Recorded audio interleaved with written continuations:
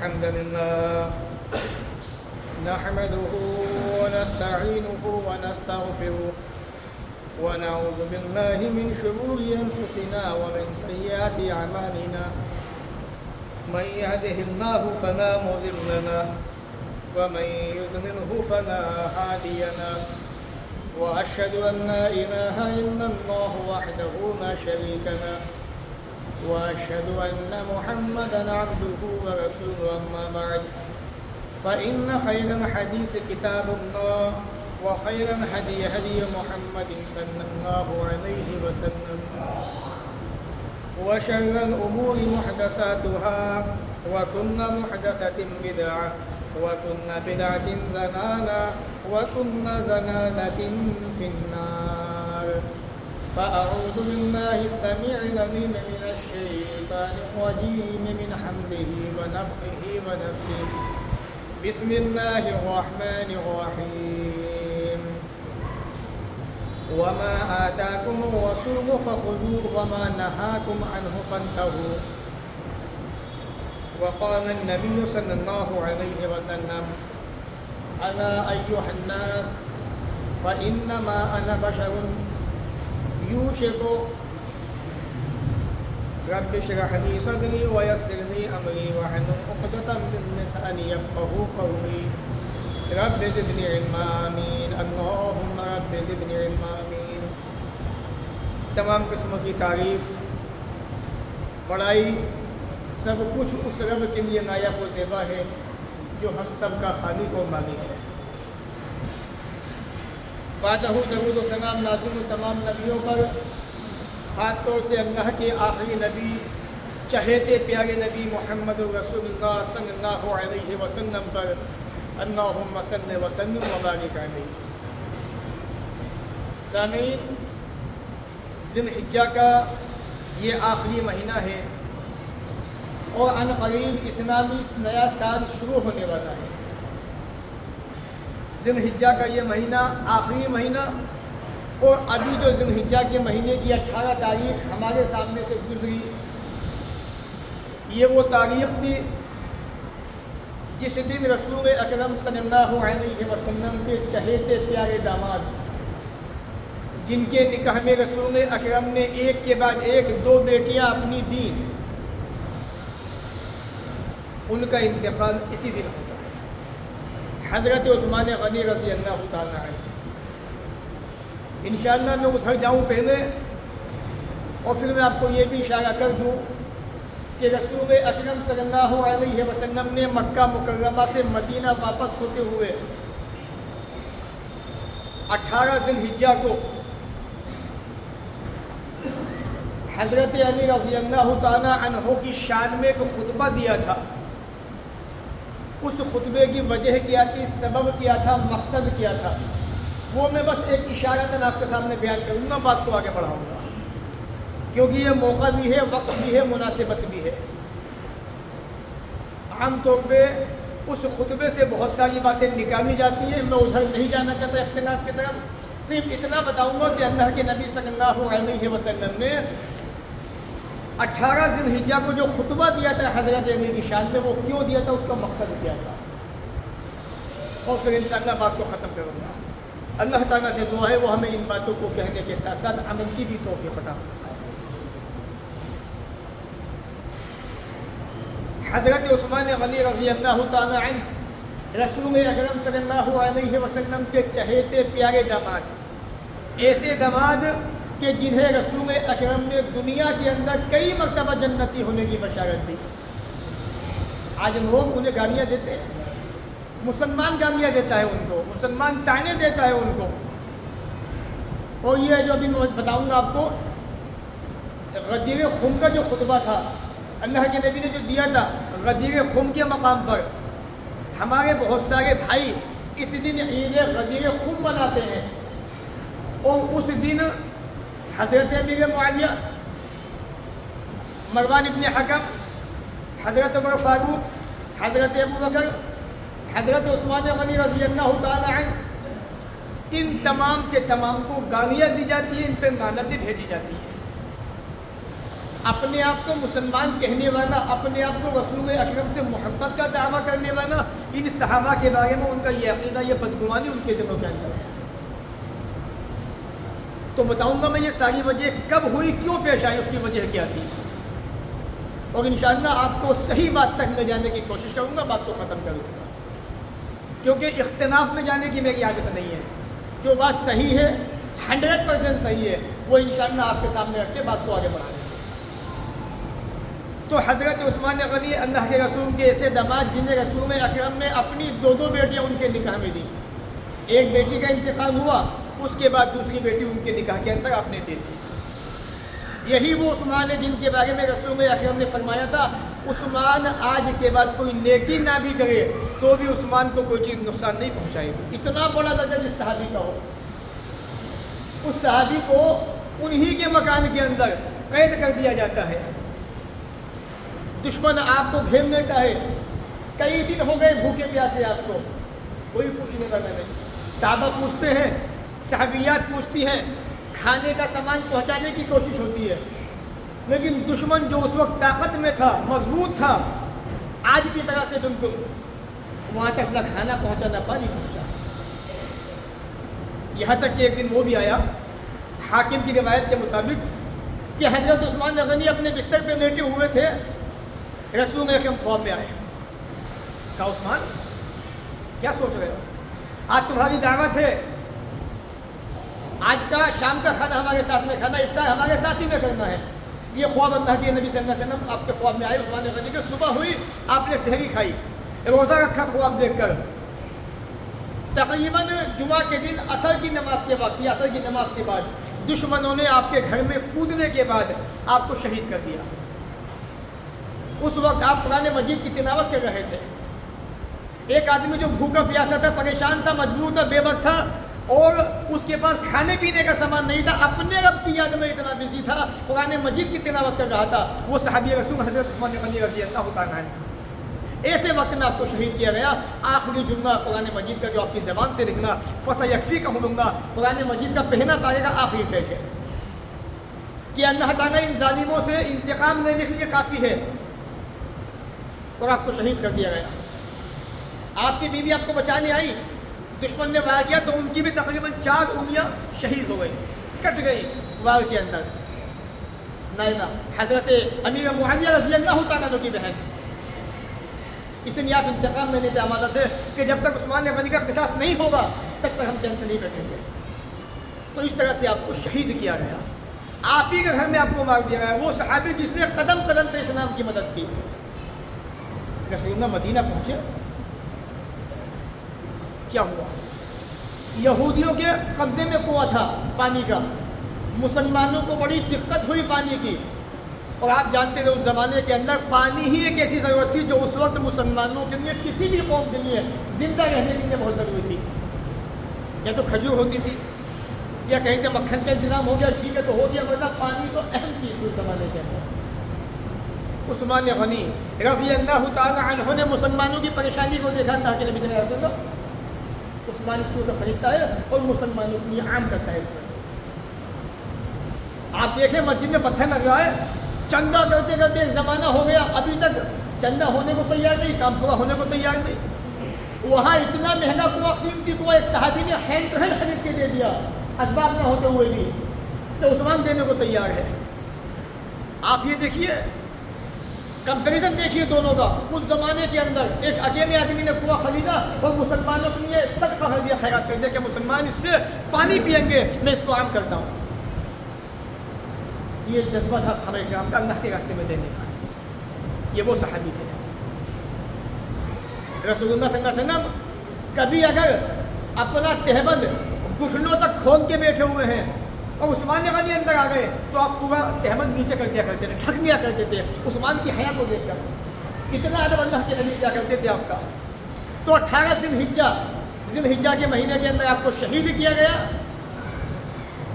اور اتفاق نماز مکہ مکرمہ سے مدینہ حج سے واپس ہوتے ہوئے اللہ کے نبی صلی اللہ علیہ وسلم نے اسی دن بروز افطار غدیر خود کے مقام پہ خطبہ دیا تھا، لیکن ظالموں نے اس دن کو عید کا دن بنا دیا۔ اس لیے نہیں منایا کہ اللہ کے نبی نے خطبہ دیا تھا، دشمنی تو حضرت عثمان سے تھی، حسد تو حضرت عثمان غنی صدر رسول اللہ کے دماغ سے تھا، تو اس دن کو عید کا دن بنا دیا۔ آج انہی کے ساتھ میں مسلمان کندھے سے کندھا ملا کے کھڑا ہوا ہے کہ ہم تمہیں سپورٹ کریں گے، ہم تمہارے ساتھ ہیں۔ جو حضرت عثمان غنی کی شہادت پہ عیدیں منا رہے ہو، خوشیاں منا رہے ہو، مسلمان ساتھ میں کھڑا ہو کہتا ہے کیا ہوا؟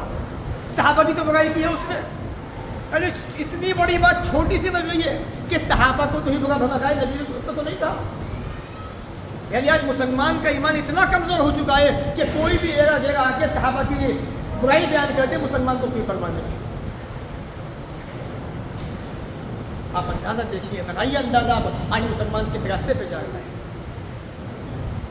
تو یہ تھی حضرت عثمان غنی کی مختصر شہرت کا واقعہ۔ رسول اللہ نے غدیر خم کا جو خطبہ دیا وہ کیوں دیا، اس کی وجہ کیا تھی؟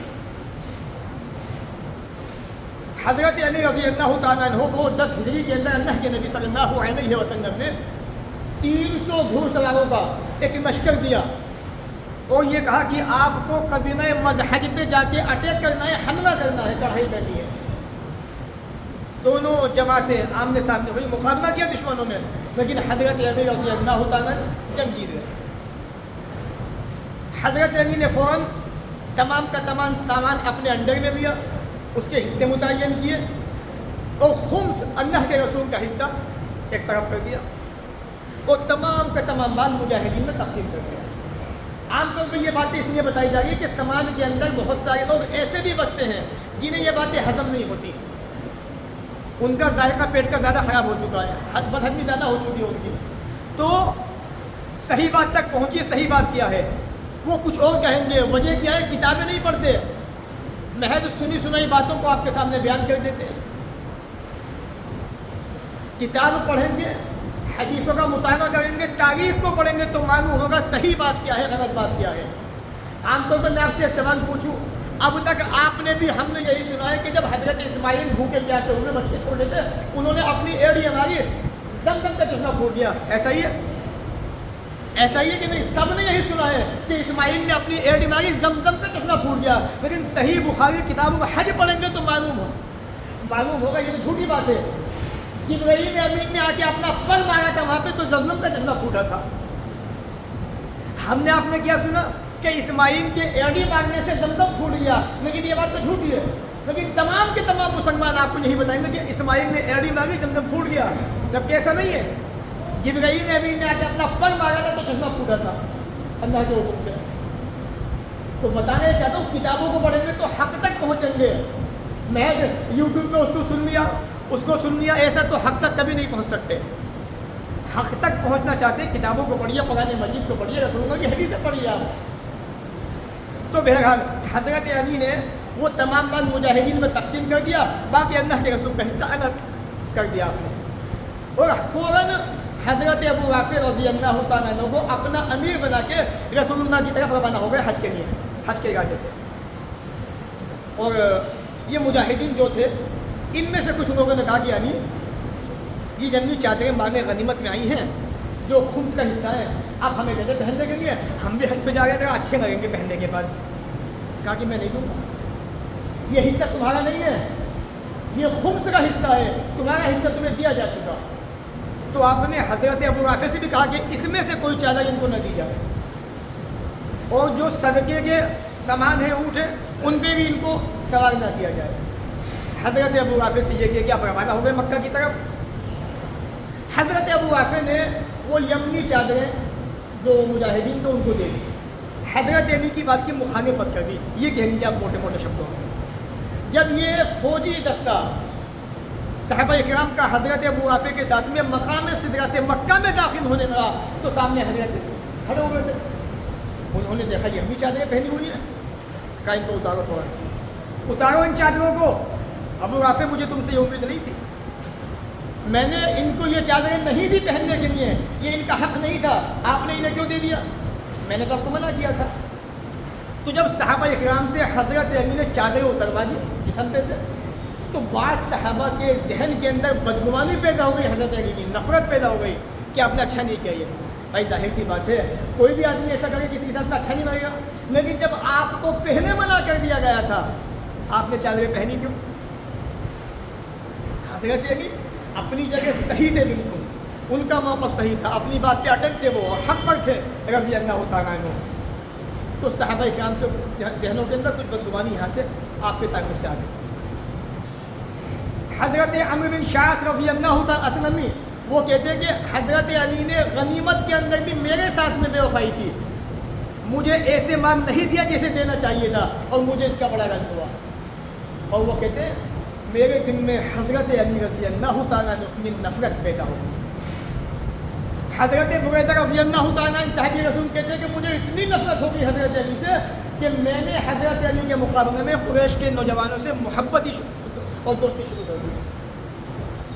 ये सारे असबाब थे जो रसूलुल्लाह को दिखाई दी, आपके सामने आए। साहबा ने शिकायत की कि अल्लाह के रसूल में ऐसा मसला है, हज़रत अली ने हमारे साथ में ऐसा किया, आप भी जमाते अल्लाह के रसूल के। तो रसूल में जब मक्का से रवाना हुए मदीना की तरफ हज करने के बाद, तो गदीर खुम के मकाम पे जो जोहफा से 8 किलोमीटर के फासले पर वाक़ है, वहाँ पे खुतबा दिया है। जबकि अहम खुतबा आप हज का खुतबा अरफात के मैदान में मीना के अंदर दे चुके थे आप, यहाँ पर आपने बड़ा अहम खुतबा दिया। वो खुतबा क्या था? बड़ी मुख्तसर हदीस अल्लाह के नबी सल्लल्लाहु अलैहि वसल्लम की, वो आप सुने। अना अय्युहन्नास, खबरदार ए लोगों, फ़इन्नमा अना बशर, मैं एक इंसान हूँ। यूशिकु अन यातिय रसूल रब्बी, करीब है कि मेरे परवरदिगार का कासिद फरिश्ता आए, मेरी रूह को कब्ज़ करे और मैं चला जाऊँ। लेकिन याद रखो, मैं तुम्हारे अंदर तुम्हारे बीच में 2 भारी चीज़ें छोड़ के जा रहा हूँ, बड़ी मज़ेदार चीज़ें हैं वो। उनमें से किताबुल्लाह है, अल्लाह की किताब है, फ़ीही हुदा व नूर, इस किताब के अंदर हिदायत है, सीधा रास्ता है, रोशनी है इंसानों के लिए। आगे आपने फरमाया फ़ख़ुज़ू बिकिताबिल्लाह, अल्लाह की किताब को मजबूती से थाम लो, वस्तम सबू रही, और उसे इतनी कसके पकड़ लो जिस तरह से कोई जानवर अपने दांतों से हड्डी को मजबूती से पकड़ लेता है, छोड़ना मत, इतनी मजबूती होनी चाहिए। ये बात होगी किताबुल्लाह की। फ़हस्साना किताबुल्लाह, फिर आपने कुरान मजीद के ऊपर अमल करने के सिलसिले में सहाबा को उठाया कि कुरान को मत छोड़ना, कुरान पर अमल करना, इसकी पैरवी करना, इसकी इत्तेबा करना। वरग़ब फ़ीह, कुरान करीम से दिलचस्पी दिखाई आपने कि लोगों कुरान से ऐसी ही दिलचस्पी बनाए रखना।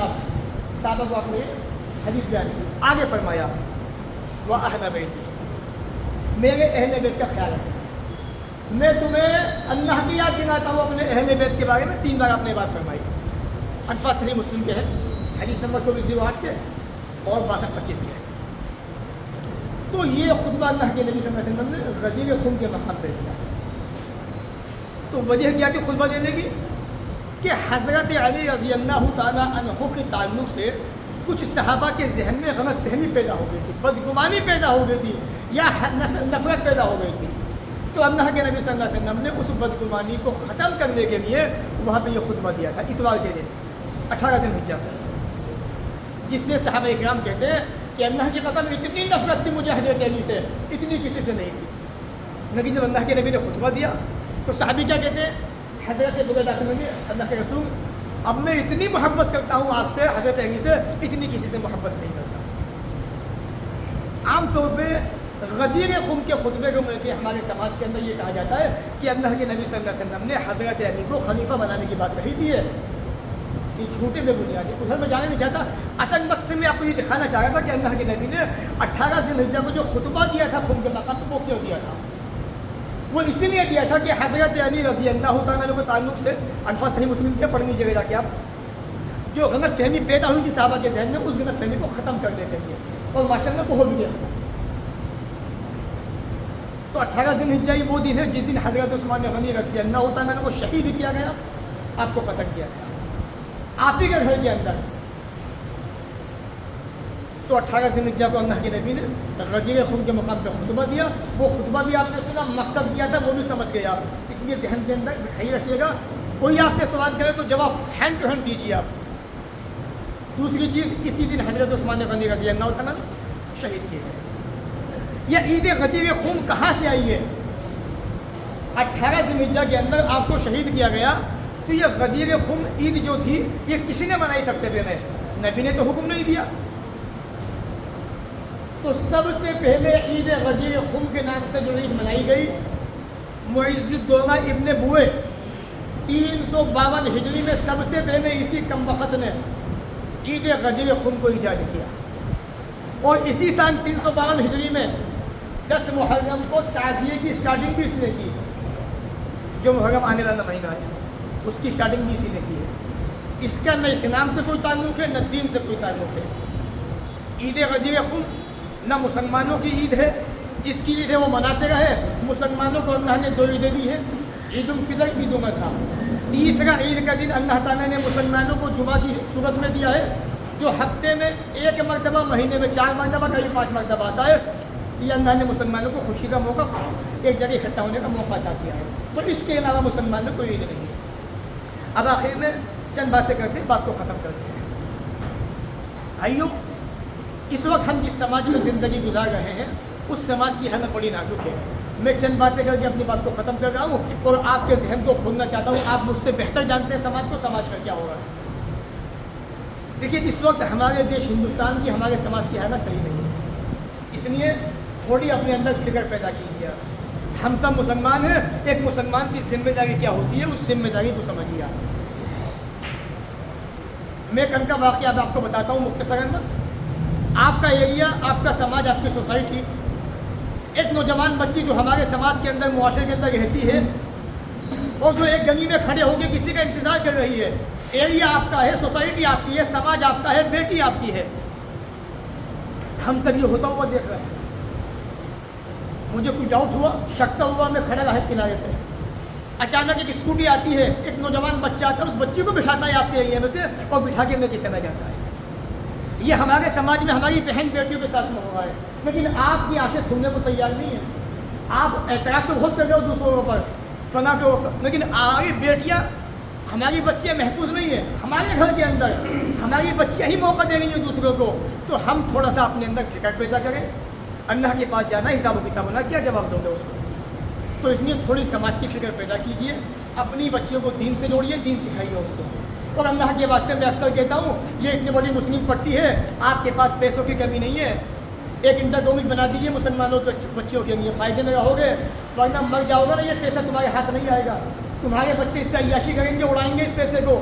ابھی تمہارے ہاتھ میں ہے، جو چاہو کر سکتے ہو۔ ایک انٹرڈومک ہائی اسکول بنوا دیجیے آپ اپنے بچوں کے لیے، اپنے سماج کے اندر، اپنے معاشرے کے اندر، تاکہ آپ کی بچیاں سیف رہیں۔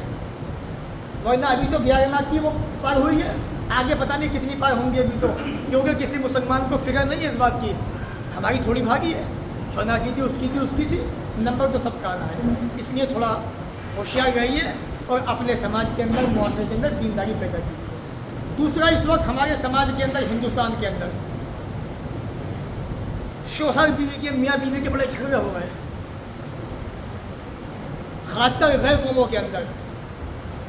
لیکن میں آپ کو یہ پیغام دینا چاہتا ہوں، آپ دین سیکھیے، میاں بیوی کے کیا حقوق ہیں ان کو سمجھیے آپ، اور ایک دوسرے کا حق دینے کی کوشش کیجیے، تاکہ یہ نوبتیں پیدا نہ ہوں۔ اللہ تعالیٰ نے آپ کا رشتہ ایک عورت سے کیا، آپ کی شادی اس سے ہو گئی، آپ نے اس کو خوشی خوشی تسلیم کیا، ایکسیپٹ کیا، اب ساری زندگی آپ کو اسی کے ساتھ بتانی ہے۔ یہ آپ کی ذمہ داری ہے کہ آپ اس کے سوا کسی کو نہ دیکھیں۔ دیکھو گے تو باتیں بڑھیں گی، آپ کی زندگی سکون میں خطرے میں پڑ سکتی ہے، آپ کا مرض بھی ہو سکتا ہے ان چیزوں کے اندر، اس لیے اپنے آپ کو سیف کیجیے۔ تیسری بات، اس وقت ہندوستان کے اندر معصوم بچیوں کے ساتھ بڑی زیادتیاں ہو گئی ہیں۔ عام طور پہ اخباروں کے اندر، نیوز پہ خبریں آ رہی ہیں کہ 8 سال کی بچی کا ریپ کیا گیا، اس کا مرڈر کر دیا گیا، 9 سال کی بچی کے ساتھ میں ایسا حادثہ ہو گیا۔ تو اس لیے ہم سب کی ذمہ داری یہ بنتی ہے، دیکھیے کون کیا غلط، وہ اس کے الگ مسئلہ ہے، لیکن ہماری ذمہ داری یہ بنتی ہے کہ اللہ نے ہمیں مسلمان بنایا ہے، ہمارے اندر یہ احساس ہے کہ ہم اپنے سماج کے لیے، معاشرے میں کچھ کر سکتے ہیں، تو ہماری ذمہ داری بنتی ہے ایسے کام کریں جس سے ان جرائم پہ روک تھام ہو سکے۔ کچھ نہ کچھ کرتے رہیے، ایکٹیو رہیے آپ۔ اور اس کی سب سے بڑی وجہ یہی ہے کہ جب تک ہم اسکول نہیں بنائیں گے، کالج نہیں بنائیں گے، اور جو ہے سینٹر نہیں بنائیں گے ایجوکیشن، تب تک یہ مصیبتیں پریشانیاں آتی رہیں گی اور اس کا حساب تو سب کو دینا پڑے گا۔ دیکھیے میں آپ سے کہہ سکتا ہوں، پیسہ آپ کے پاس ہے، زمین آپ خریدیں گے بنائیں گے آپ، اس کو چلانے والے آپ ہیں، ہم تو اس میں آپ کی ہیلپ کر سکتے ہیں بس، اس سے زیادہ کچھ نہیں۔ تو اس لیے تمام سماج کے لوگ، تمام فکر کے لوگ، تمام مسلمان جتنے بھی لوگ ہیں، تھوڑا بیٹھیے کسی دن، بات چیت کیجیے، بات کو آگے بڑھائیے اور ایسی جگہ کا تلاش کیجیے کہ جہاں پہ مسلمانوں کی بچیاں سیف ہو سکے، سیف رہ سکے اور انٹر تک، ہائی اسکول تک، گریجویشن تک آسانی سے تعلیم حاصل کر سکے، کوئی ان کی طرف آپ اٹھا کے نہ دیکھے۔ اور ایسا اپنے سماج میں، اپنے ایریا میں ہوتا ہے حالات کو دیکھتے ہوئے، ورنہ کہیں نہیں ہو سکتا۔ اس لیے میرے بھائیوں، کلکم راعٍ وکلکم مسئول عن رعیتہ، بخاری کے الفاظ کتاب الجمعہ کے، ہر آدمی ذمہ دار ہے، ہر آدمی سے ذمہ داری کے بارے میں سوال ہوگا، آپ سے بھی ہوگا، ہم سے بھی ہوگا۔ اس لیے تھوڑا سوچ لیجئے، وقت بڑی تیزی سے بھاگ رہا ہے، دن بدن حادثے ہو رہے ہیں، ہماری بچیاں ہمارے ہاتھوں سے نکل کے غیروں کے پاس جا رہی ہیں۔ مسلمان تھی غیر مسلم بن رہی ہے، ایک اللہ کی ماننے والی تھی غیر اللہ کو ماننے والی بن رہی ہے، ایک اللہ کے سامنے جھکنے والی تھی غیر اللہ کے سامنے جھک رہی ہے، اور تو اور حرام جانور کا گوشت کھا رہی ہے۔ اس سے بڑی بات کیا ہوگی آپ کو؟ تو اس لیے اللہ کے واسطے، اللہ کی رضا کے لیے، مسلم بچیوں کے فائدے کے لیے، ان کے مستقبل کے لیے تھوڑا بیٹھیے، سوچیے کہ مسلمانوں کو کیا کرنا چاہیے، کہاں پہ قومی بن سکتا ہے، کہاں پہ اسکول بن سکتا ہے، کہاں پہ ہمارا تعاون ہوتا ہے، وہ دیکھیے آپ۔ اللہ تعالیٰ ہمیں بھی آپ کو بھی ان باتوں کو سننے کے بعد عمل کی توفیق عطا فرمائے، جب تک دنیا میں زندہ رکھے، عزت سے رکھے، خاتمہ بھی ہو تو ایمان پر ہو۔ وآخر دعوانا ان الحمد للہ رب العالمین۔